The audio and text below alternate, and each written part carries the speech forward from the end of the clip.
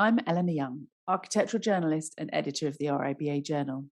Welcome and thank you for joining us from wherever you are in the world. You're in for a real treat. Today, I'm delighted to be joined by Benedetta Tagliabue, an internationally renowned architect with works all over the world and founder with Enric Morales of the international studio now called Benedetta Tagliabue EMBT. We're going to talk weaves, timber structure, reuse, transformation. There will be colour and tiles. You can already see them if you can see Benedetta, and Benedetta's own personal journey. So this talk is part of a programme showcasing the best in contemporary, established and emerging voices in architecture from around the world. Thank you to VitrA Bathrooms, who are partnering with the RIBA by sponsoring this long-running and prestigious series. So the first building I visited by the practice was the Scottish Parliament in Edinburgh, which was really exciting, an imaginative set of volumes that seem to stand for a new sort of politics in the nation. In Barcelona, another project, the Santa Caterina Market, which somehow captured the energy of the city in its folds and curves of its colourful roof. But you may also know Benedetta's work through the glassy, impossibly craggy cantilever of Gas Natural Fenosa, or through the wicker of the Spanish Pavilion at the 2010 Shanghai World Expo, which won the RIBA Best International Award in 2011. Today, Benedetta is going to take us forwards to projects underway around the world, to Paris, Naples, Finland, to a tiny but important project in Barcelona, very close to home. And now let's start this RIBA VitrA talk. Over to you, Benedetta. Thank you, Elena. Thank you so much. I'm very happy to start this conversation, which I would like to have like really a very familiar conversation with all of you. I'm in Milan, and this is an exception. Usually I stay in Barcelona. Our studio is in Barcelona. And these images that you are looking at now correspond to our home in Barcelona, which we created in the 90s together with my late husband, late partner, but for sure the most important man in my life, who was named Eric Miralles. Together with him, we found this abandoned space in Barcelona, and we thought together this would be our secret place. This will be our house, and here we will do our experiments. And in fact, we started to create new pieces of furniture, to invent a way to live together with old structures. And little by little, this very domestic place started to become very public, because friends started to ask, can we publish this photo? Can we do this this publication? We would like to show this living together with some ruins or some old paintings.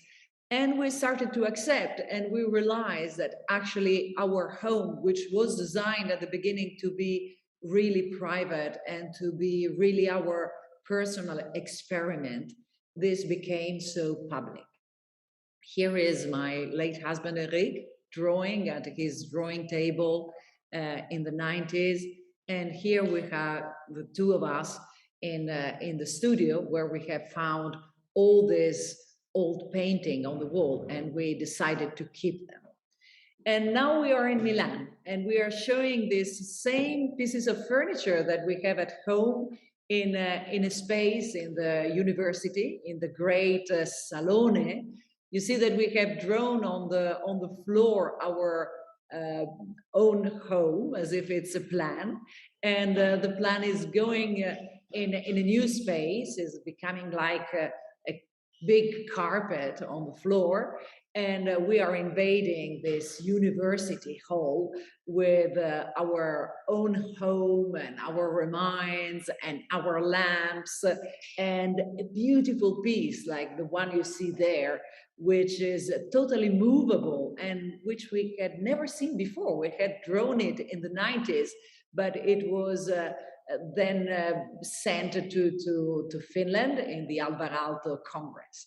And you can see many documents and many small scribbles and drawings and photographs. And the story we had spent in our home is becoming kind of public, is becoming also mise en scène, theatrical, and we play with it, and we love doing that, and we love to offer this this part of our life as part of our practice, because actually our practice is always kind of very personal. For example, a project like this one is a project I shared with a friend who is Marta Thorn, who invited me to work together with her. And actually we had to produce wooden pieces of furniture, and we played with our biographies, with our profiles, and we created pieces which were looking one like me, the other one like Martha. And in this process, which is very long and very, now you will see a lot of images, in this process, we became friends also with wood producers and with American Hardwood, which is, let's say, a corporation who is promoting wood from United States in Europe. And we took this occasion to learn so much about wood. And wood is becoming now more and more a material which I think is fundamental in our architecture, not only to do furniture like the one we were producing here, but also to do big structures and to understand that this material, which you see that can be worked in very different ways, like in laminates with curves, in blocks, and with fantastic artisans working, this material is really a material for the future. Now we are so much talking about regeneration, resilience, sustainability, and I think would have all of it. Regeneration, because it's really coming from a live being, which is also absorbing CO2, but also this live being you can plant again. So when you use material like wood, you then can have new life of wood happening. So if you do it with conscious, wood is a really regenerative material. And we have a lot of wood used in our architecture. For example, here in the Scottish Parliament, which we designed together with Rick Miralles in the late 90s, and we finished in 2004, we have this presence of nature, and of course wood is part of it, but also we have the relationship with the landscape, with the Scottish landscape. And it's not only a natural landscape, it's also a cultural landscape. So that the main space inside the Scottish Parliament, which is the debating chamber, is made in wood and is relating with the culture of Scotland, the culture of going with boats, going on the sea, using wood to construct boats, and really having the feeling that you are inside a space which could be everywhere in the middle of the sea, and it's totally natural, totally in relation with the earth of Scotland, because the wood that you're using here comes from the earth of Scotland. So it's also relating to the physical place. And in Santa Caterina, we had the opportunity to design a market in the old piece, in the older city of Barcelona. And we designed a market by maintaining some of the historical structure and building a new roof, which is in wood underneath and in ceramic on top. So that there was this presence of two very sustainable materials coming from the earth, so very deeply. And with the wood, we gave sustainment to the ceramic, which is then protecting on the outside. And ceramic is a material which is changing very little in time, is really remaining and very strong. And so it's protecting the wood, which is giving this kind of domestic feeling inside where shopping can happen, where you go and buy fruit and vegetables and meat and all the natural elements that sustain our lives and also sustain our social life. And we then became very, very fond of wood. And whenever we were called to design a subway station in Naples, we were thinking about it and we thought this is perfect here. In fact, we are, as you can see, in a downtown, which is very, very contemporary. It was designed in the 60s and built in the 70s. And in that time, they were kind of thinking, oh, how fantastic it is to use very contemporary cement and glass and iron and steel. But then this piece of city became kind of not loved by the citizen. The citizen kind of escaped it. And the opportunity to do a new subway station was really the opportunity to bring a little bit of nature, of topography from the underground into this artificial piece of city in downtown Naples. So we started to imagine this element, very natural element coming from the underneath, from the under the earth, and becoming a very natural piece in the middle of this artificial piece of city, which actually was designed by Kenzo Tange, but could never be really integrated into the city of Naples, which is a very confused city and which probably doesn't like this great organization. So wood is the structure. Ceramic used to be the exterior part of the roof, and we were breaking the very, very rigid lines of the topography, recreating again is kind of going down little by little, which is very typical of Naples. And there is a fantastic piazza, underneath piazza, covered by a very great roof, which is giving this idea of naturality again in the middle of the most artificial piece of city in Naples. So we are going down to the old structures which were existing, connect with the old structure with a very light material. Wood is also very light, so it's really fantastic to have this material for reusing an old structure.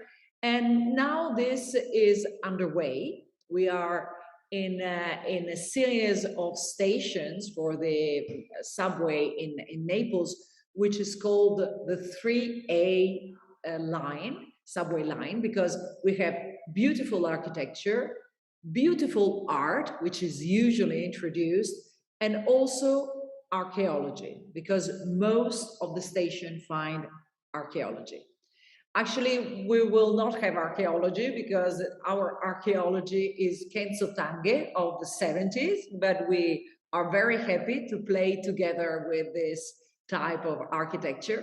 And we are now struggling to have art because art depends on budget, and the budget is always reduced and reduced and reduced. But I think it's really fantastic to have this piece of nature, piece of wood arriving in the old city of Naples and being part of this fantastic subway line, which maybe will be able to organize the traffic in Naples, which is one of the worst traffic in the world. So here we are with the artist and the client looking at the wooden structure on top of the very artificial world of the city, the downtown city of Naples. And our intention is to cast on top of the roof some of these incredible historical images coming from Pompeii. You know, Pompeii was conserved during so many years, and these incredible faces, which are still so much belonging to Naples, are in the museum now and were given from history directly to us. So it's a miracle of history which is still present. And I think this presence of history is very strong, especially if we look at the landscape. You know, the landscape is our most ancient history, and it's so beautiful and so fantastic. So whenever we build something, we love to have this relationship with the landscape. And here we had the opportunity to build another incredible wooden structure to try to make a Buddhist temple in the island of Tenerife, where in the Canary Islands, where you have one of the most extraordinary volcanic landscape that you can find. So here we were more simple, much more simple, because we wanted to have this connection with the Buddhist tradition of temples. So no curves, only very big beams of laminated woods, which created very, very big space, which gives the opportunity to have dances and rituals and congregations of all types. We are using actually a very ugly existing structure, which was supposed to be of an hotel, which never happened. But we didn't destroy the hotel. We like very much to have this idea of reuse. We reuse the structure, and on top of this destroyed structure, we created a hill and we created this very light wooden structure, which is a temple with its incredible stair and with its grandiloquent invitation for the Buddhist followers to enter and to enter in a place which is not distant, but it's still very domestic, very much looking like a home, very much cozy in a way. And so more than 1,000 people could congregate here the day of its opening. It was not totally finished, as you can see, but it was already usable, and it was already fantastic to be able to have this incredible space in Tenerife. And also, meanwhile, while we were designing a Buddhist temple, we had the opportunity to design a church. This is even more difficult. Usually, the church have very limited new churches happening, but we are in a very old city in Italy, Ferrara, in the outskirts, and this little church was becoming too small. So the community asked for a new church with the priest house and with classrooms to learn. And we designed this very special element, which was looking like, let's say, a globe coming from the sky and arriving in this place. The roof, as you can see, is a very important part. The competition, we thought we will never win it because it doesn't look like a church, but actually they appreciated. They appreciated very much the fact that we had this like a globe arriving on the earth, and that this center of the church was a skylight, actually hosting in the future the altar and the center of the church itself. So during construction, it was really fantastic to look at the spaces. I think sometimes we have the feeling that we don't want to go on with our construction because in the middle of construction, things seems to be perfect, absolutely perfect. Here is our artist, Enzo Cucchi, taking a little sun because it looks very beautiful, but actually it was freezing that day. And I think we can have this courage to say we designed something, we believe that the design will be very good, we love the construction, but we go on. But maybe we learn something from the construction. I think the artists learned very much, and also we did. We didn't have the intention to leave the walls totally rough, but at the end, we realized that this concrete was so beautiful and talking so much about the Christianity and also being poor, but having this richness. And the artist was deciding to put some crosses on top of the rough walls. And so this stone, which is pietra serena, together with the ceramic, which the artist was putting on top of our walls, was like making the rough concrete walls becoming nobles, becoming so special. So during construction, we decided, yes, okay, we will leave the concrete walls as they are. We don't touch them at all, but the piece of art will give this nobility to the piece. And also we were convincing this is a priest next to me, you know, he's the client, but he's such an intelligent person, you know, a liturgist. He knows about rituals and how art can help rituals. So we are showing him our wooden pieces that we believe would be so important also in the you know, in the altar, in the place where you read, in the sittings, and they accepted. They accepted wood in most of the pieces, and also on the roof, because they accepted that wood is kind of bringing the church into a more primitive state, when maybe Christians were meeting inside little houses. And now that the church is finished, the wooden roof is really so important.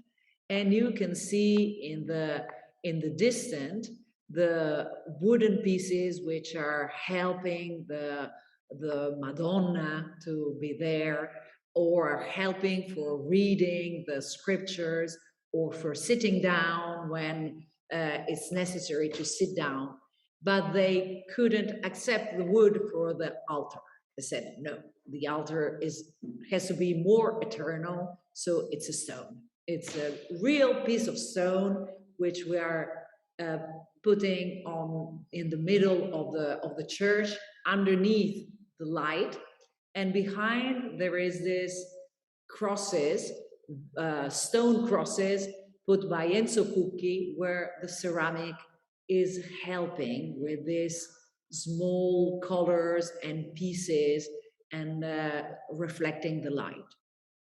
We reused also some of the wood, because reusing is also something fantastic, not only because you don't throw away things and you reuse and you do a real act of not throwing away, but also because it's so beautiful. And then in this church, you are not so sure if this was here already and we just made some restoration, or if this was constructed from new. In the classrooms, we also have wood as a main structure, and on the outside, the ceramic, which is the typical material from Ferrara, is creating these textures of the exterior walls. So now we are going into a new project, which was done as an experiment in 2010, and it was the one who brought me in Shanghai. Actually, when we were competing, we always do competitions, which is a disaster, but we always have to do that. And we were saying, we will provide you in Shanghai with a Spanish pavilion, which will be like a wicker piece. Actually, the client accepted, we won the competition, and then we were forced to do it. And we have never done it before. The wicker building was a new thing to us, but we love the idea that hands are the universal language. And now we were going to China, and we didn't know very well how to communicate. But you know, the language of hands is exactly the same in China and in Spain, and actually everywhere else in the world, because humanity has tools, which is the body, and the body is used in a very similar way everywhere in the world. So we thought that these handmade pieces were the best pieces to talk about a communion of humanity, a communication among different places of humanity. And actually, this wicker pavilion was full of writings that nobody could read, but which were dedicated to the elements of the sky and the rain and the wind. And the piece itself, the pavilion itself, became like an alive animal. I liked very much to think of it as someone alive. And also, the light was helped very much by this wicker, which was making the light enter in a different way, as if you were in a wood. And the look of it was really very special from distance and from near. And this was, for my surprise, very loved by the Chinese people. And this temptation of weaving and making architecture with weaving movement is still in my mind. And I try as much as possible to propose it. And for example, when we did a competition in Paris to make one station in the very big lines of subway they are constructing right now, called Grand Paris, we proposed a woven architecture, because we are in a very tough place. As you can see here, this is the periphery of Paris, where the riots started and where this kind of rebellion is becoming the main soul of the place. And we thought that doing a new architecture here should be the opposite of creating something like a defensive architecture. We should make the opposite of making a bunker, but we should maybe be similar to the place, invite the people to arrive in the place. And we suggested to have a very light structure, which will become the subway, which maybe will have the face of the people on top of it somehow, and that will involve the colors of the what is happening actually in the place, which, for example, is a beautiful market, colorful market. And it has to look like a dress, for example, very light and very similar to the life of people. And this was our proposal, and this is what we are proposing to build right now. A big canopy, very light, like a woven canopy, where only a little construction underneath indicates that there is here the entry towards the subway. And then the subway is like a big hole receiving light from the top. And everybody will be able to meet in the center of this subway, which is more domestic than kind of civic. No, you can meet a lot of people here, but as we were saying during the revision of the project, La Salle de Bal is a place where you can dance. It's a kind of a beautiful dancing place. So this architecture is happening right now. I go very fast through the many tries that we have done to arrive to the final conclusion for the Clichy-Montfermeil subway station in the outside of Paris.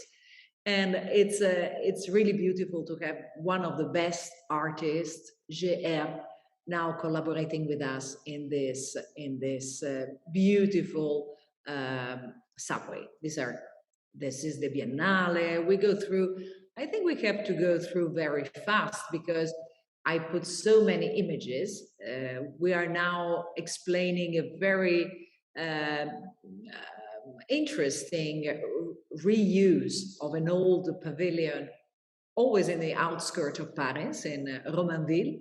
We didn't destroy this old pavilion, but we use it and we open partially. So part of it becomes a porch, which brings the people to the wood behind, and part of it becomes new rooms for civic happenings, theaters, and new events which can happen here.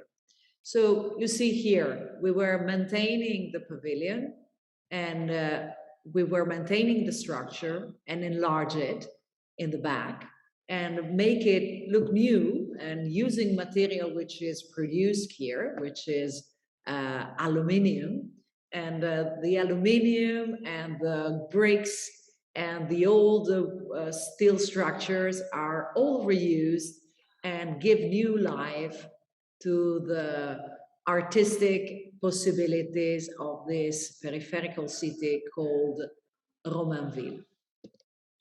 I think now we have a last project. I love it particularly because it's a project, as you can see, in the outskirts of Barcelona, which is the city where we live. And in the distance, you can see the Sagrada Familia. We are in 1905, and this was a countryside where the Sagrada Familia was built. But someone had the idea to build a very special hospital here, which had to be beautiful and was given to the best architect of the time, Domenico Montaner. And here is the sponsor, let's say. He had the money and he wanted to do something very good for the society. And he asked Domenico Montaner, please design the most beautiful hospital because I want the poor people coming here with their illness to feel in a wonderful place and to be healed by beauty. And this same simple idea was the one that this lady called Maggie Keswick, who was married with this gentleman called Charles Jenks, had more recently in the 80s when she had to go through a cancer. And she realized that hospitals were places where you didn't feel at home, where you felt treated like a number. And she said, we need beautiful little homes next to hospitals so that we can go there and feel safe, feel well, be healed by the architecture and by the gardens and the nature which can happen here. So as you have seen, Foster and Rogers and Zaha Hadid and some of the best architects designed the beautiful series of Maggie Centers. And this is the first Maggie Center next to the hospital of San Pau and to the new hospital which was built there, which is outside the UK.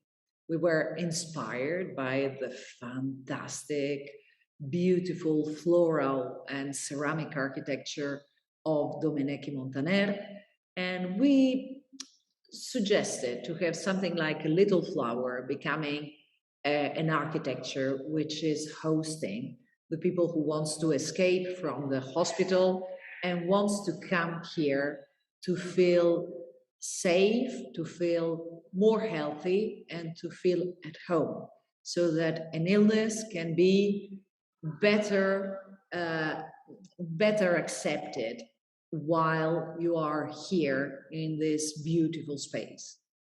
So these are the shapes that we had been studying in our studio. Of course, ceramic was a very important thing because you see, this is the ceramic building by Domenech Montaner, and we are as small as this one next to the big hospital which was built new.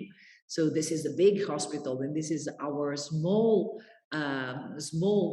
cancer center, which is now called the Calida, part of the Maggie network.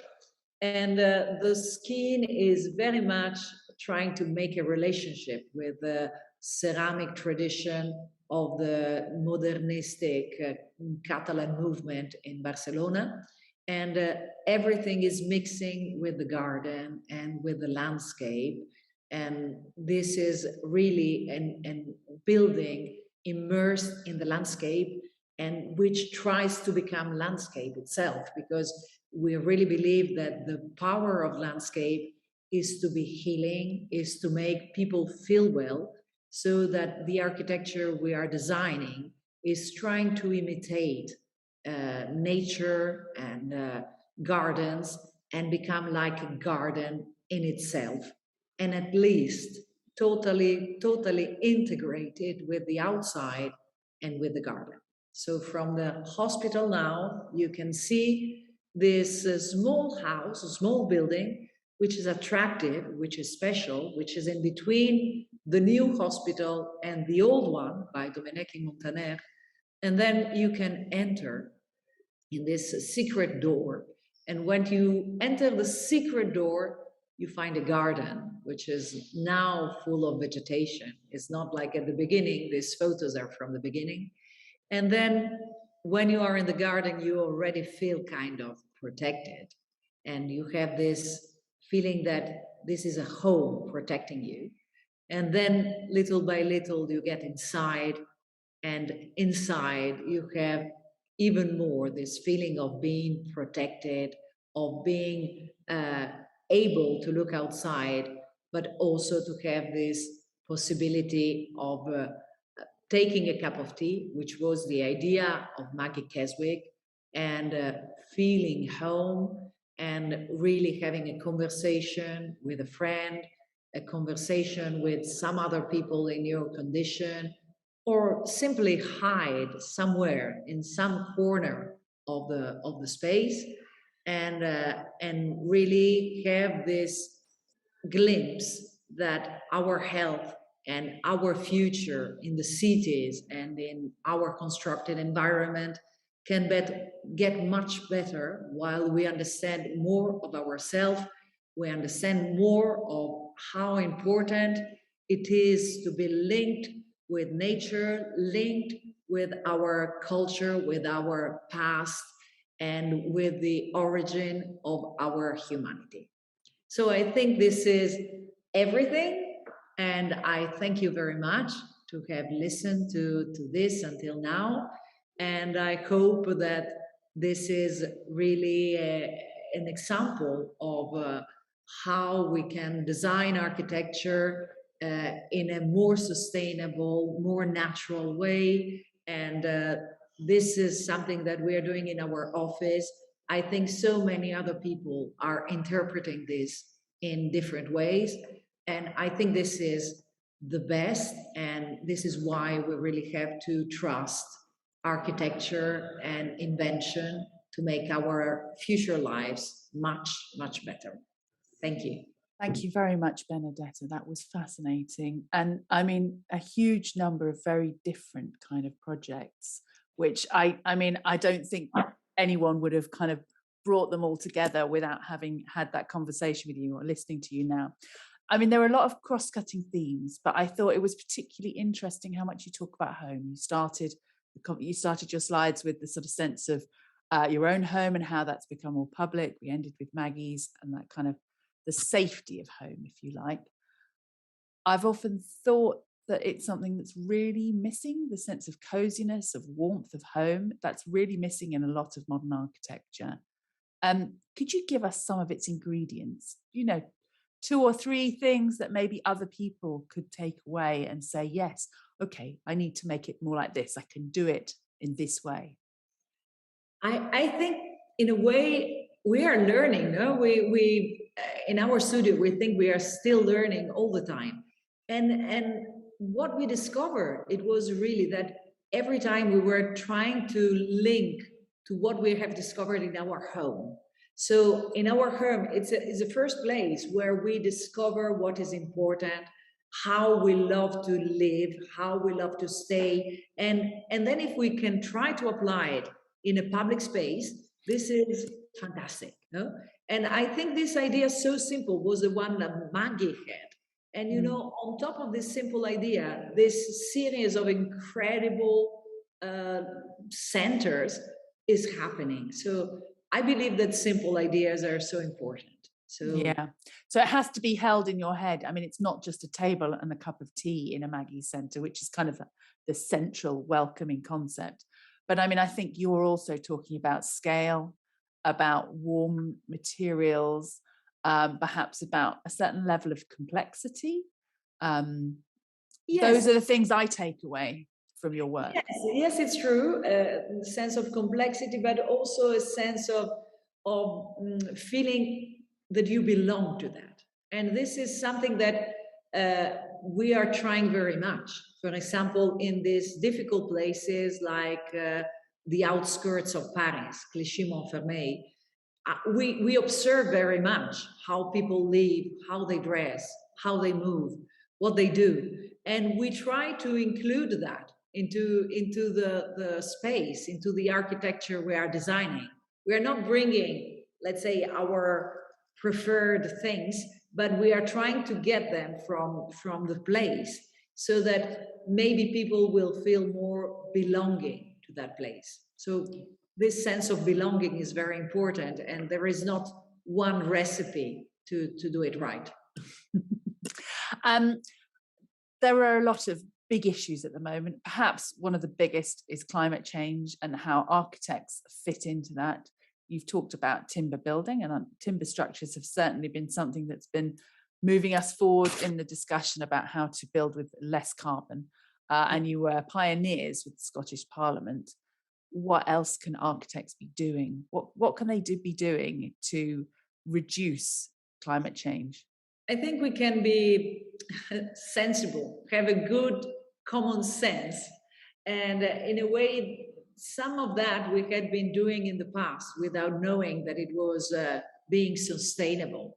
You know, being correct, giving the correct size of things, spend the correct amount of money, understanding what's the real need of what you're building, and of course then have this use the right material and be conscious where you can find this material, if it can be near the place, if it can be even more simple than you have been thinking, and include these fantastic engineers that are helping us all the time in understanding how the energy can be included in this building.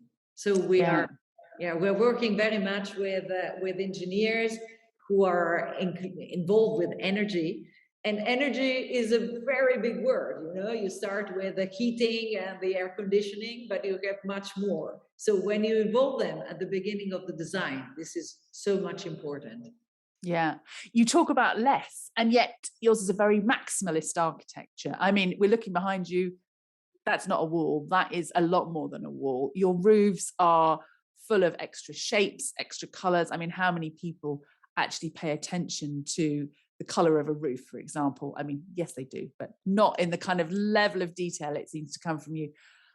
I wonder if that's part of what you talked about earlier, the problem of choice. You know, sometimes you just have to have it all.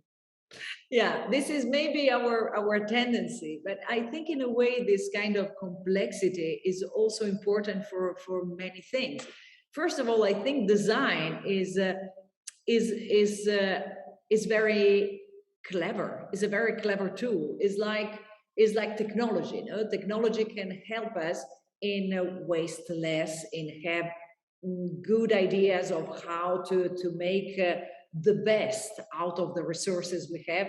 And I think design is doing also this, no? So if we design with care, we can obtain incredible results. So I don't believe our complexity is wasting, but it's putting attention to every detail. No, and I think this is very important. Sometimes we have these shapes and say, "Oh, these shapes are unuseful." I don't think so. For example, these shapes in Naples are really helping in giving you the way, in giving you the identity. Where am I in this very cement and glass city? No, so you are recognizing, and recognizing is a very important part. So we are kind of considering what we are insisting, what is needed, and in public building you need usually a lot of this possibility of recognizing. Yeah, yeah. And you don't get through without justifying things in public buildings either, do you? You can't just say, I'll have one of those. It has to be, that's why it's working. Absolutely. Absolutely, it has to speak by itself. And this So is sorry, I am sure you've faced this question before about women in architecture. You know, construction is a very male world. Architecture is still quite a male world. But you, Amanda Levitt in the UK, obviously Zaha Hadid. There are some great women architects now who are very visible, very vocal, doing amazing designs. Maybe we've done it. Maybe women have broken through the glass ceiling. Maybe we need to attend to other less well represented groups. Is that where you're at? Are we okay? Women's done it. No, I think women are just entering now into the construction world. Of course, we are some of them, but it's still kind of difficult. You know, we had a lot of centuries of a profession which was mainly male. So I think, and maybe that's why I insist so much with the domestic world. In history, women are the queens of the domestic world in a way, you know, and also we are considered the queens of weaving. And I love very much to insist that architecture can be woven and can be domestic. And in this sense, we can try to make a type of architecture which is very feminine, very belonging to women from its origin, because architecture can be done in many different ways. So what are the big challenges for the next generation, of architects? The big challenge is really to understand if we need to construct more, how we need to design and make adapting our world to ourselves, and of course understand how the resources which we know now that are very insufficient, how we can use them in a very wise way.